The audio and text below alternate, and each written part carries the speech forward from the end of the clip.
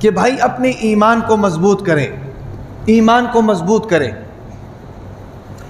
ایمان مضبوط ہونے کی علامت کیا ہے؟ جب آپ یہ محسوس کر لیں کہ میری 24 گھنٹے کی زندگی سنت کے ماتحت آ گئی ہے تو سمجھ لیں ایمان مضبوط ہو گیا۔ میری 24 گھنٹے کی زندگی شریعت کے مطابق چل رہی ہے تو سمجھ لیں ایمان مضبوط ہو گیا۔ میری 24 گھنٹے کی زندگی اللہ کے حکم کے نیچے چل رہی ہے تو سمجھ لیں میرا ایمان مضبوط ہونا شروع ہو گیا۔ اور پھر جب ایمان مضبوط ہوتا ہے نا جی تو پھر اس کی لذت بھی محسوس ہوتی ہے، اس کی شیرینی بھی محسوس ہوتی ہے، اللہ کا قرب بھی محسوس ہوتا ہے۔ اللہ تعالی ہم سب کے ایمان کو مضبوط فرمائے اور ہم سب کو اپنا قرب عطا فرمائے۔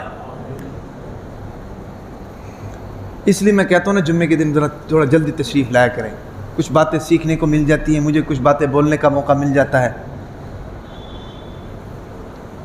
تو ایمان مضبوط ہونا ضروری۔ اب ایمان مضبوط کیسے ہوگا؟ ایمان مضبوط کرنے کا طریقہ کیا ہے؟ اس مضبوط ایمان کا معیار کیا ہے کہ جس پر ایمان کو لے کر آنا چاہیے؟ حضرت عمر رضی اللہ تعالیٰ عنہ فرمایا کرتے تھے جدد الایمان، اپنے ایمان کو مضبوط کرو۔ ایمان کو مضبوط کرنے کے لیے یاد رکھو صحابہ کرام رضوان اللہ علیہم اجمعین کے واقعات سننا، واقعات پڑھنا، واقعات سنانا یہ ضروری ہے۔ صحابہ کرام رضوان اللہ علیہم اجمعین۔ تو ایمان کیسے مضبوط ہوگا؟ قرآن کہتا ہے ایمان مضبوط کرنے کے لیے بہت سے طریقے۔ ایک طریقہ جو قرآن نے بیان کیا وہ کیا ہے؟ آمنو کما آمن الناس۔ اللہ تعالیٰ فرماتے ہیں کہ ایمان ایسے لاؤ جیسے صحابہ نے ایمان لے کر آئے۔ ایمان کا معیار، ہمارے لیے معیار اور ہمارے لیے نمونہ وہ کون ہیں؟ صحابہ کرام رضوان اللہ علیہم اجمعین۔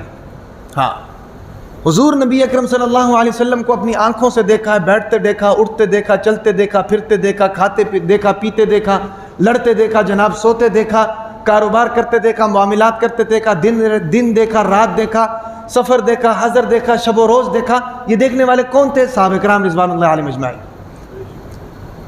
حضور نبی اکرم صلی اللہ علیہ وسلم تک پہنچنے کے لیے بیچ میں تو صحابہ کرام ہے نا جی بھائی، ان کے ایمان کو اللہ نے معیار بنایا ہے۔ اگر ایمان لانا ہے تو ان کی طرح لاؤ۔ کیا خیال ہے بھائی؟ اپنے باپ کی طرح نہیں، دادے کی طرح نہیں، تائے کی طرح نہیں، چاچے کی طرح نہیں، ان کی طرح ایمان لے کر آؤ۔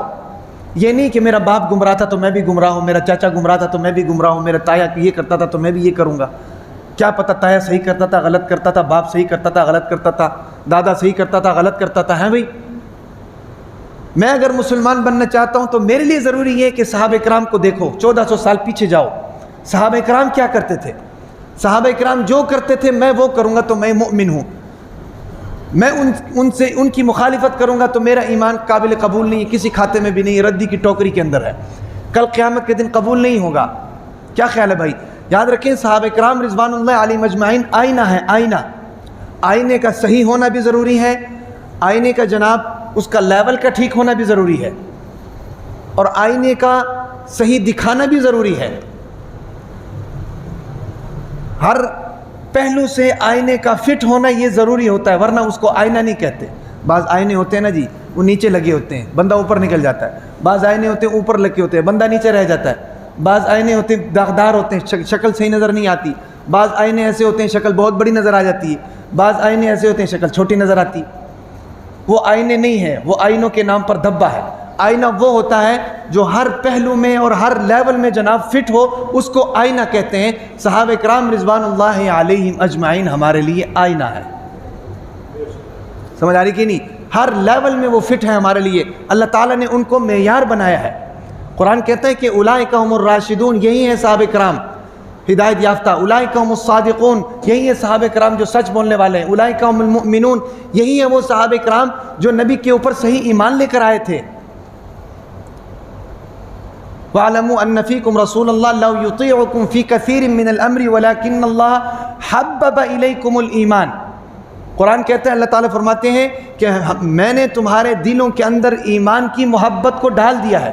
صحابہ کرام کے بارے میں فرمایا حبب الیکم الایمان، ایمان کی محبت کو ڈال دیا ہے۔ حب کا جو لفظ ہے نا، حب کہتے ہیں اس دانے کو جس دانے کو زمین میں بویا جائے اور وہ دانہ جناب جب زمین کا سینہ پھاڑ کر نکلے تو اس ایک دانے کی وجہ سے خوشے کے اوپر جناب ہزاروں سینکڑوں دانے لگ جائیں، اس کو کہتے ہیں حب۔ کیا کہتے ہیں؟ حب، تو گویا کہ صحابہ کرام سے اللہ تعالیٰ فرمانے کہ میں نے تمہارے دل کے اندر ایمان کا وہ دانہ بو دیا ہے کہ جو کبھی گھٹتا نہیں، ہمیشہ بڑھتے ہی چلا جاتا ہے۔ اسی لیے تو صحابہ کرام کو معیار کہا ہے اللہ کے نبی نے، اللہ تعالیٰ نے، اور صحابہ کرام کی یہ صفات بیان کی ہے، وَلَكِنَّ اللَّهَ حَبَّبَ إِلَيْكُمُ الْإِيمَانَ، کہ تمہارے دل جو ہیں ایمان کی محبت سے لبریز ہیں، وَزَيَّنَهُ فِي قُلُوبِكُمْ، اور تمہارا دل جو ہے ایمان کی محبت سے مزین ہے، وَكَرَّهَ إِلَيْكُمُ الْكُفْرَ وَالْفُسُوقَ وَالْعِصْيَانَ، اور کفر سے اور فسق و فجور سے تم نفرت کرتے ہو۔ پھر آگے فرمائے کہ اولئک هم الراشدون، یہی وہ لوگ ہیں جو ہدایت یافتہ لوگ ہیں۔ سمجھ آ رہی کہ نہیں؟ تو ایمان مضبوط کرنے کے لیے صحابہ کرام رضوان اللہ علیہم اجمعین ہمارے لیے معیار ہیں۔ اس لیے علماء فرماتے ہیں صحابہ کرام رضوان اللہ علیہم اجمعین کے واقعات کو پڑھنا چاہیے۔ حیات الصحابہ ایک کتاب ملتی ہے، وہ کتاب خریدیں، حیات الصحابہ، اس میں صحابہ کرام رضوان اللہ علیہم اجمعین کے واقعات لکھے ہوئے ہیں، وہ خود بھی پڑھیں، اپنے بچوں کو بھی سنائیں، گھر میں سب کو سنائیں حیات الصحابہ۔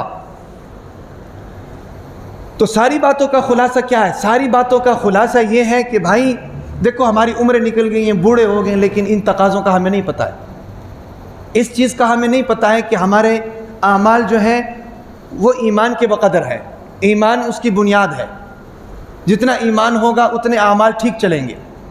جب یہ چیز پتہ نہیں تو اس کا معنی یہ ہے کہ ہم نے اپنے ایمان پر محنت نہیں کی ہے، ایمان کو بڑھانے کی کوشش نہیں کی ہے۔ صحابہ کرام رضوان اللہ علیہم اجمعین کیا فرماتے تھے؟